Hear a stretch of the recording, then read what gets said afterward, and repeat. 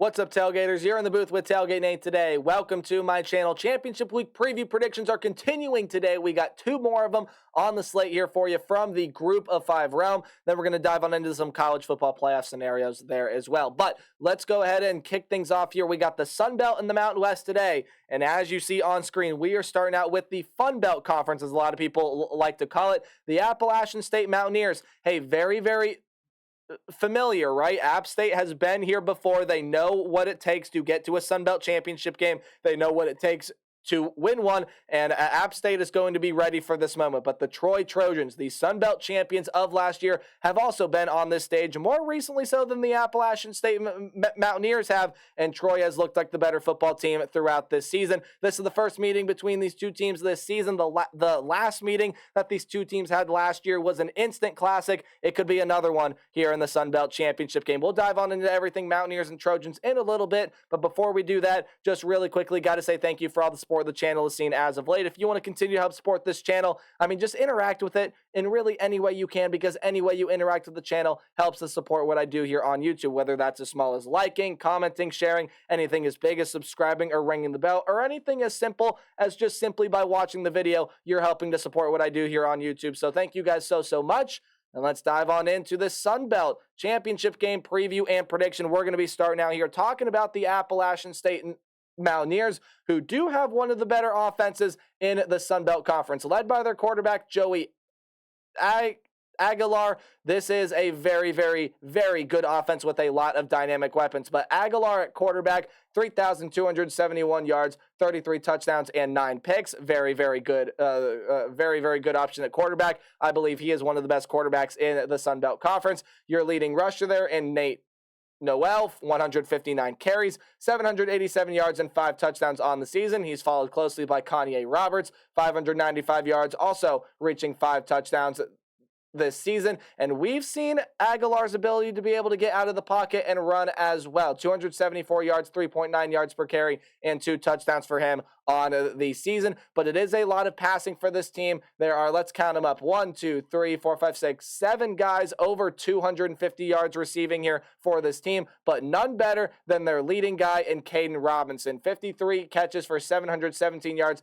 10 touchdowns on the season. He is followed closely there by Christian Horn, 29 catches, 502 yards, and 6 touchdowns on the season. And a lot of other talented weapons are in this Appalachian State Mountaineer wide receiver room. Now, turnovers have plagued this team at times, right? 9 interceptions have been thrown by Aguilar throughout the season, and then fumbles on the ground. Well, you just take 17 minus 9. That's 8 of them, right? So the turnover bug really has been a problem for App State so far this season, but hasn't really affected them much as of late. They've really started to clean it up. They started to play better, and this is an offensive line that has just played well throughout this entire season. But this is a very balanced and very explosive App State offense. They average they average over 450 yards per game, over 170 on the ground, over 270 through the air. This is just a very balanced offense. It's a very tough offense to be able to plan for. Defensively, though, App State has definitely not looked as great as they have had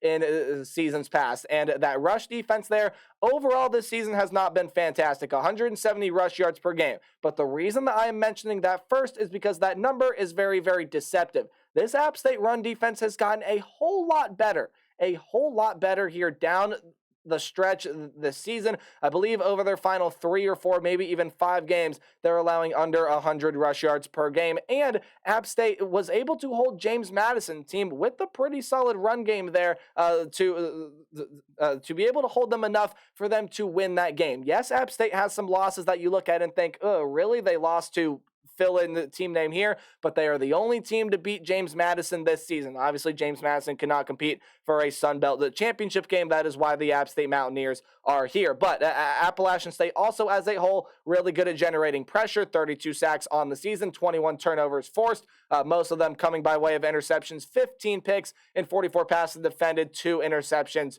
returned back for touchdowns there as well. The third down defense, you definitely got to work on that, though. 40.9%, not a great percentage to have there defensively. Let's move over to the Sun Belt West champions and the Troy Trojans. Gunnar Watson came back to this team this year, and boy, has he really played like a true veteran. 3,147 yards, 26 touchdowns, and 5 picks. Gunnar Watson is a very, very smart player. He's very smart with the ball. He doesn't turn it over. If you're going to make Gunnar Watson turn the football over, you're pretty much going to have to force his hand to be able to throw a ball that he doesn't want to throw, or you're just going to have to make a really, really good defensive play. That is how good Gunnar Watson is. The experience comes in hand with that as well. And they are also led by a phenomenal running back in Kamani Vidal. 254 carries, 1,349 yards per game, and 9 touchdowns on the season. Now, Gunnar Watson is not someone that's going to get outside and run.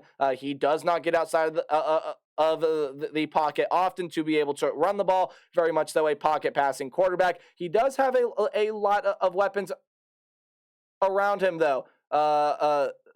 Jabari Barber's 855 yards and 5 touchdowns. Chris Lewis, 637 yards and 9 touchdowns. And then Deshaun Stoudemire, 534 yards and 1 touchdown as well. You also do have another guy over 400 yards. Devontae Ross, 405 yards, 3 touchdowns. The wealth is spread throughout this Troy wide receiver room. Gunnar Watson very good at being able to get everybody involved. But back to my point about Kamani Vidal, right? Having him in the running game, Gunnar Watson in this pass game are good enough to win Troy a lot of games. But then being able to have a defense try to plan for a running back as good as Kamani Vidal is just insanely, almost insanely unfair, given the way that some of these Sun Belt defenses have performed so far this season. App State being one of them. The rush defense has improved, but it's going to get a whole brand new challenge here when it has to go up against Kamani Vidal. Now, defensively for Troy, this is also a very, very good team. This is a very, very disciplined defense, and it's been one of the best defenses in the Sun Belt Conference for a long time now. They are very good at generating pressure. They're very good at stopping the run. They're very good at stopping the pass. They force turnovers. They're very good on third down. I mean, what really do you want me to have say negatively about the Troy Trojans defense? I can't really find a whole lot of negative things to say. Now, sometimes their secondary does have lapses, yes, and they're not the most ball hawking. Only 32 passes defended and 9 picks on the season when you compare that to App State. Definitely feels like in terms of aggressiveness, App State does have the better secondary, but Troy has the better secondary in being able to not allow the big plays and be able to slow you down. This rush defense is fantastic. This defensive front is fantastic. And in sacks, they're led by 2 guys, both of them hailing from the linebacker core. Richard Jabuner with 9 sacks, but leading the way is Javon Solomon with 14 sacks on the season. Boy, that is a pretty hefty number there. This Troy defense is great. It's going to be able to give this App State offense fits all game long. But that's going to lead me here into my what to watch for, your keys to the game, whatever you want to call it, just some things I think you should keep an eye on while you're paying attention to this game here. If you are watching the Sun Belt Championship game, here are some things that you need to watch for, basically, is what this is. I do think that Joey Aguilar here is going to need to make some big plays. He's going to need to create some absolutely massive plays. I do think that Noel, especially when you take a look at that second bullet point, there is going to be rain in the forecast here. Now, I don't usually look at weather when I look at the what to watch for. I take a look at the analytics, that's the statistics, how the teams are playing coming into the game, things like that. But with rain in the forecast here, it's definitely going to be a big moment for the battle in the trenches to shine, and I think that also means that it's going to be time for Nate Noel to really be able to shine there as well. However, moving forward, right, Aguilar is still going to have to be able to create some big plays. There is a very, very high chance of rain, and yes, it will be raining. It'll probably be windy there as well, as I do believe that there's a possibility of thunderstorms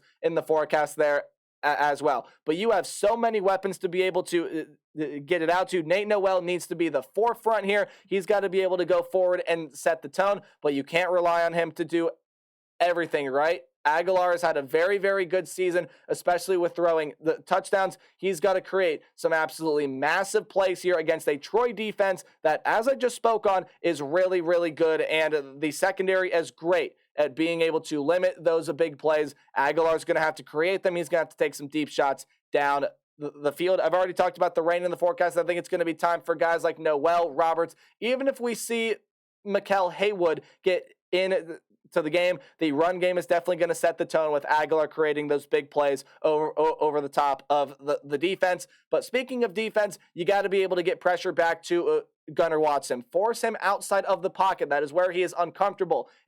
And look, this Troy offensive line has done a pretty good job at being able to give Gunnar Watson time for the most part this season. However, there have been a couple games this year where they have been able to allow a lot of pressure through.